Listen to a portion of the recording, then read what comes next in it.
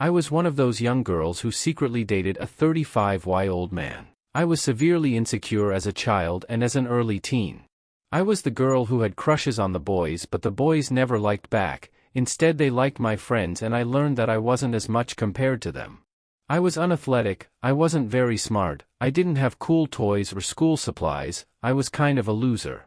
At a sleepover in 8th grade, my friend introduced me to Omegle. We talked to strangers for fun well into the night. We laughed at all the men who we called creeps, but once I knew how the website worked I was hooked.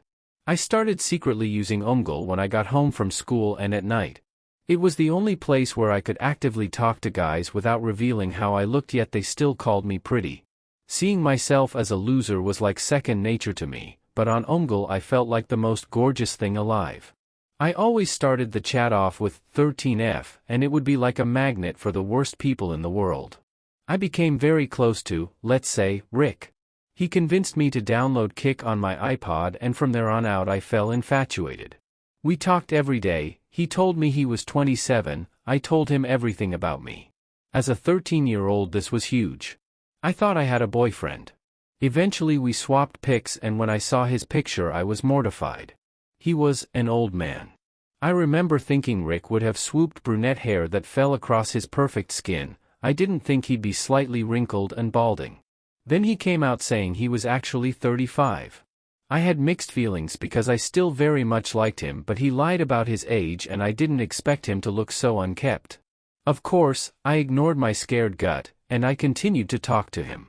I thought his personality was too good for me to let go of, and that without him I'd lose the one person in my life who thought I was beautiful and cool and smart. Fast forward, I'm 15 and he has full control of everything I do. I had to send him whatever pics he wanted at the drop of a pin. I would sneak out of class sometimes. I had to video call him every day. He had to be the first person to see me try on my high school uniform. He saw my uniform even before my parents did. He lived 4 hours away from me and managed a local retail chain. He was convincing me to move there, promising me a job at his location. Of course I said no. I was 15, my parents would never allow such a thing. Thankfully, through being a teenager, finding some confidence and good friends, I saw the light and realized I was more attracted to the boys on the basketball team than I was to this old hag on the internet who lived hours away. Anyway, recently I got curious and Googled his name. He got arrested for having illegal material on his laptop comprised of many different victims.